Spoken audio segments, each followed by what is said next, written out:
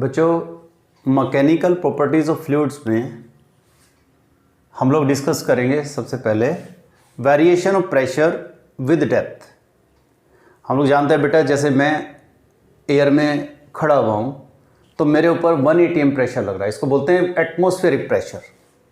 इसी तरह से जैसे किसी कंटेनर में अगर लिक्विड भर दो तो लिक्विड की ऊपर की जो सरफेस है यहाँ तक इसके ऊपर कहीं भी 1 atm प्रेशर लगेगा, लेकिन जब हम लिक्विड में अंदर चलते हैं तो प्रेशर बढ़ता चला जाता है क्योंकि लिक्विड भी अपना प्रेशर अप्लाई करता है। तो वही हमें कैलकुलेट करना है कि अगर h डेप्थ के नीचे चले जाएं तो कितना प्रेशर एग्जर्ट करेगा। तो इसके लिए समझा बेटा कि हमने एक लिक्विड भर दिया कंटेनर में और इस लिक्विड के अंदर एक लिक्विड का ही सिलेंडर कंसिडर करो और इस सिलेंडर की अपर सरफेस है A और नीचे की सरफेस है B। सरफेस एरिया मान लीजिए A है इसका और हाइट है इसकी h। तो बेटा इस सिलेंडर पे ऊपर की तरफ से जो प्रेशर लगेगा, ऊपर की तरफ से प्रेशर, तो प्रेशर मान लीजिए P1 है, तो उसकी वजह से इस सिलेंडर पे जो फोर्स लगेगा नीचे की तरफ F1 is equal to P into A. तो यहाँ पे प्रेशर P1 है तो P1 इंटू ए हो गया, ये डाउनवर्ड डायरेक्शन में है। अच्छा, ऐसे ही प्रेशर नीचे से ऊपर की तरफ लगेगा P2, तो P2 की वजह से फोर्स कितना लगेगा नीचे वाली सरफेस पे P2A और इसकी डायरेक्शन अपवर्ड, मान लीजिए इक्वेशन 2। और बेटा इस सिलेंडर का weight mass into acceleration due to gravity. So mass को हम density equals to mass upon volume से कन्वर्ट कर लें तो mass equals to volume into density, और वॉल्यूम क्या होगा A, इसका area of cross section into H। तो बेटा ये हो गया डाउनवर्ड वेट। और क्योंकि ये लिक्विड का जो सिलेंडर है ये रेस्ट में है, इसका मतलब ये है कि इक्विलिब्रियम में है। इक्विलिब्रियम में तो नेट फोर्सेस जीरो होंगे, यानी downward forces equals to upward forces. तो बेटा यहाँ का F1 इसका वेट जो नीचे की तरफ है, तो इन दोनों का सम इज इक्वल्स टू नीचे से जो फोर्स लग रहा है F2। तो बेटा यहाँ से F1 F2 की वैल्यूज पुट कर दी, यहाँ से आ गया P2 minus P1 equals to H rho G। तो बेटा अपर सरफेस और लोअर सरफेस के बीच में जो प्रेशर का डिफरेंस होगा वो होगा H रो G। अब सोचिए अगर इस सिलेंडर को हम ऐसा मान लें बच्चों कि ऊपर वाली सरफेस लिक्विड की ओपन सरफेस हो और ये सिलेंडर ऐसा है H हाइट नीचे, ये वाली नीचे वाली सरफेस हो गई, तो बेटा इस पॉइंट पे प्रेशर कितना होगा 1 atm यानी 1 एटमॉस्फेरिक प्रेशर, उसको बोलेंगे एटमॉस्फेरिक प्रेशर यानी PA। तो ऊपर वाली सरफेस से प्रेशर है एटमॉस्फेरिक प्रेशर और नीचे वाली सरफेस का प्रेशर हमने मान लिया P2। तो बेटा इस फॉर्मूले में रखोगे P minus PA is equal to H rho G। मतलब यहां के और यहां के प्रेशर में जो डिफरेंस है वो है H रो G। ये किसकी वजह से है? ये है वर्टिकल कॉलम की वजह से। अगर H हाइट नीचे चले जाओगे लिक्विड में तो बेटा H rho G pressure extra लगेगा जो लिक्विड लगा रहा है। तो बेटा इस प्रेशर को बोलते हैं हम गोज प्रेशर। तो गोज प्रेशर एक्चुअली क्या है? This is the excess pressure at depth at H। तो दिस इज एक्सेस प्रेशर, या H रो G कह दो या P माइनस PA कह दो। और बेटा PA को इधर ले आओगे तो ये P कहलाता है एब्सोल्यूट प्रेशर, मतलब इस पॉइंट पे कितना प्रेशर एग्जर्ट होगा। ओके, अच्छा सोचिए इस फॉर्मूले में या इस फॉर्मूले में अगर हम ग्रेविटी का इफेक्ट जीरो कर दें तो बेटा ग्रेविटी का इफेक्ट जीरो करो तो P2 इक्वल्स टू P1 हो जाएगा। इसका मतलब क्या है कि हर जगह प्रेशर चाहे यहां हो या यहां हो, हर जगह प्रेशर सेम होगा।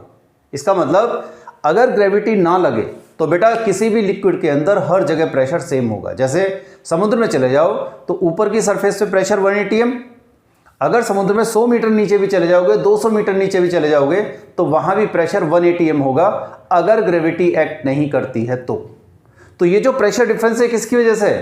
ये ग्रेविटी की वजह से ही है। अच्छा, ये स्टेटमेंट तो पास्कल्स लॉ की भी है। तो पास्कल्स ने यही कहा है बेटा कि pressure at all points inside the liquid is same if effect of gravity is neglected. तो ये स्टेटमेंट बेटा पास्कल्स लॉ को प्रूव करती है।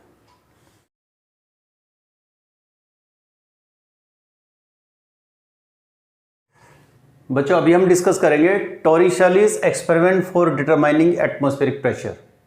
एक्चुअली एटमॉस्फेरिक प्रेशर कितना लगता है वो डिटरमाइन करने के लिए टर्री शेली ने एक एक्सपेरिमेंट किया था। तो जितनी भी उसने वैल्यू वहाँ से कैलकुलेट की थी वही वैल्यू हम यूज़ करते हैं नॉर्मली कि 1 atm प्रेशर कितना होता है। तो देखिए उसने एक्सपेरिमेंट कैसे किया था उसको समझते हैं। एक टब में मरकरी भर दिया और बेटा एक ट्यूब ली, एक लॉन्ग ट्यूब ली, उसमें पूरा मरकरी भरा, मरकरी भर के पूरा कंप्लीट भर दिया और उसको यहाँ से ऐसे बंद करके और इस मरकरी के टब में ही ऐसे छोड़ दिया यूँ, और छोड़ोगे तो ये मरकरी नीचे आया। नीचे आके लेकिन देखा कि ये जो मरकरी है यहाँ से पूरा बंद था, क्योंकि इधर से एंड बंद था, तो बेटा ये मरकरी थोड़ा डाउन हुआ और एक पर्टिकुलर हाइट पे जाके रुक गया। ये जो हाइट थी ये थी 76 सेंटीमीटर। और ये एक्सपेरिमेंट कितनी बार किया गया? हर बार 76 सेंटीमीटर पे आके मरकरी रुक जाता था, मतलब इक्विलिब्रियम मेंटेन करता था 76 सेंटीमीटर पे। तो इससे उसने एटमॉस्फेरिक प्रेशर की कैलकुलेशन की है। कैसे? देखिए लिक्विड का जो ये ओपन सरफेस है बेटा, पास्कल्स लॉ से इसके हर पॉइंट पे प्रेशर सेम होना चाहिए। तो ए पॉइंट का प्रेशर बी पॉइंट का प्रेशर सेम होगा। इसका मतलब यहां भी एटमॉस्फेरिक प्रेशर और यहां भी एटमॉस्फेरिक प्रेशर होना चाहिए। तो PA is equal to PB लिखो पहले। तो PA कितना? ये देखो ओपन सरफेस है, यहां पे ओपन सरफेस है तो इस पॉइंट का प्रेशर एटमॉस्फेरिक प्रेशर।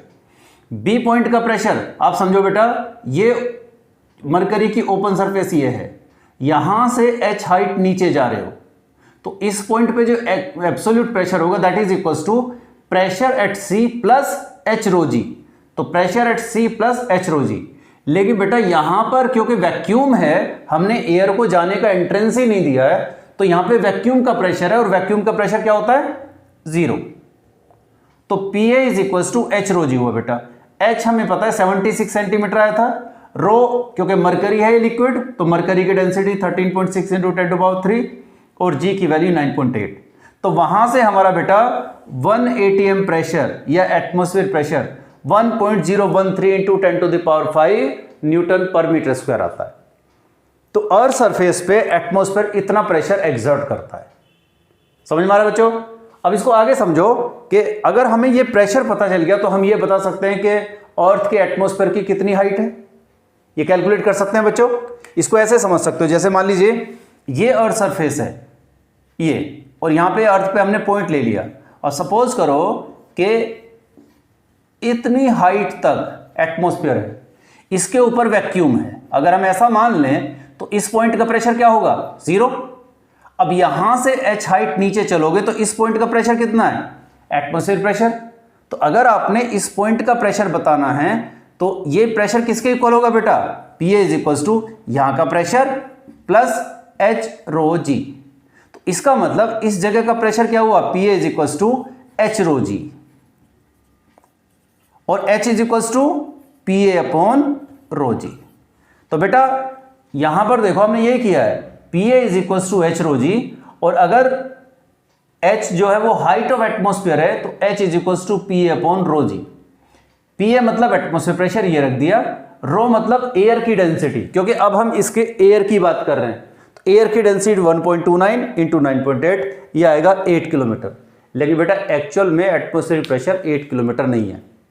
ऐसा क्यों है? ऐसा इसलिए क्योंकि हमने कैलकुलेशन जो की है वो ये मान के की है कि एयर की डेंसिटी 1.29 होती है, लेकिन एक्चुअल में 1.29 तो अर्थ सरफेस पे बेटा, जैसे जैसे अर्थ सरफेस से ऊपर चलते जाते हो तो एयर की डेंसिटी कम होती है। इसका मतलब एवरेज डेंसिटी ये कम आएगी, और अगर ये डेंसिटी कम आएगी तो हाइट ज़्यादा होगी। इसलिए अप्रोक्सीमेटली जो अर्थ का एटमॉस्फेयर है उसकी हाइट करीब 400 किलोमीटर के आसपास है, क्योंकि ये डेंसिटी कम है।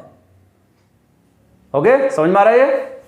अगला टॉपिक समझते हैं बेटा, ओपन ट्यूब मैनोमीटर। एक ऐसी ओपन ट्यूब है ये, और इस ट्यूब में यहाँ पे नॉर्मली मरकरी भरा होता है। अब सोचेंगे कि अगर सपोज करो ऐसी ट्यूब ले लो आप और इसमें मरकरी भर दीजिए, तो मरकरी भरेंगे तो बेटा मरकरी में का जो लेवल है दोनों तरफ इक्वल आएगा।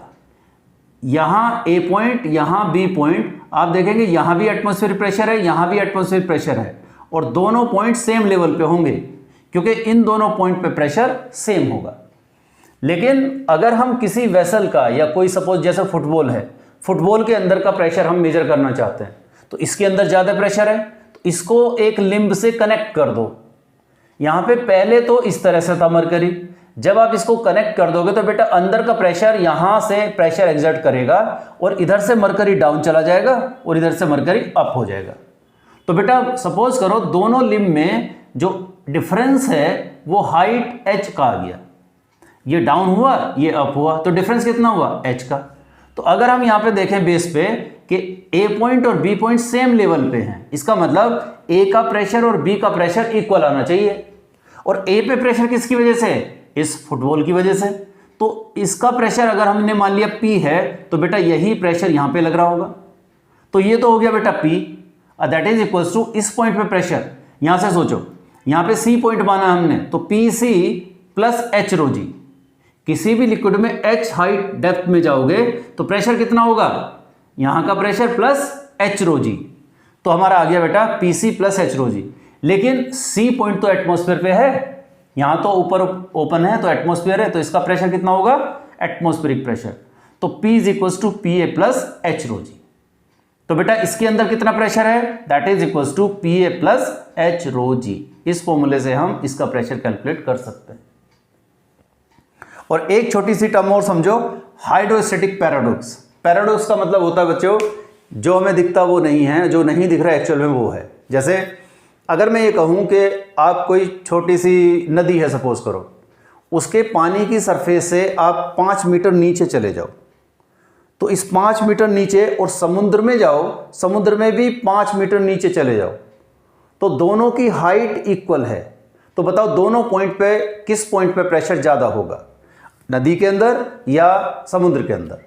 तो हमें लगता है कि पानी समुद्र में ज़्यादा है तो पानी का प्रेशर मतलब उस पॉइंट पे प्रेशर समुद्र के अंदर ज़्यादा होगा, लेकिन ऐसा होता नहीं है। एक्चुअली है क्या कि जो प्रेशर है वो डिपेंड करता है वर्टिकल हाइट पे।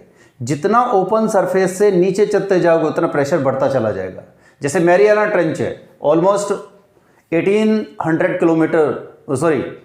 किलोमीटर डेप्थ की है, तो मैरियाना ट्रेंच पे नीचे चले जाओगे तो प्रेशर बहुत ज़्यादा है। तो ओपन सरफेस से पे प्रेशर कितना होता है 1 atm, नीचे चलोगे तो प्रेशर बढ़ता जाएगा। जैसे जैसे H बढ़ाओगे ये तो प्रेशर बढ़ता चला जाता है। तो बेटा जो प्रेशर होता है लिक्विड का वो सिर्फ वर्टिकल हाइट पे या वर्टिकल कॉलम पे डिपेंड करता है। इस बात पे डिपेंड नहीं करता कि कंटेनर का साइज कैसा है या कंटेनर का कितना वॉल्यूम है, मतलब उस कंटेनर का या लिक्विड का वॉल्यूम कितना है, इस बात पे डिपेंड नहीं करता। तो हाइड्रोस्टैटिक पैराडॉक्स यही होती है, जैसे बेटा हमने लिक्विड भर दिया इस पाइप में और सपोज करो डिफरेंट टाइप्स के हमने वेसल्स ले लिए और सब में वेसल्स में जो लिक्विड की हाइट है वो सेम है। ये H हाइट है तो यहाँ भी H हाइट है और इसके लिए भी H हाइट है, इसके लिए भी H हाइट है। तो बेटा A B C D इन सभी पॉइंट पे प्रेशर सेम होगा, जबकि इन सब की शेप अलग है, सबके अंदर लिक्विड की क्वांटिटी अलग अलग है। तो फाइनली हम ये कह सकते हैं कि pressure depends on vertical column यानी H पे डिपेंड करता है, not on shape and size of the container. तो कंटेनर की शेप और साइज पे डिपेंड नहीं करता बच्चों, किस पे डिपेंड करता है, वर्टिकल हाइट पे डिपेंड करता है। जितनी ज्यादा हाइट होगी उतना ही ज्यादा प्रेशर होगा। हाइट का मतलब समझ रहे हो, ओपन सरफेस से डेप्थ।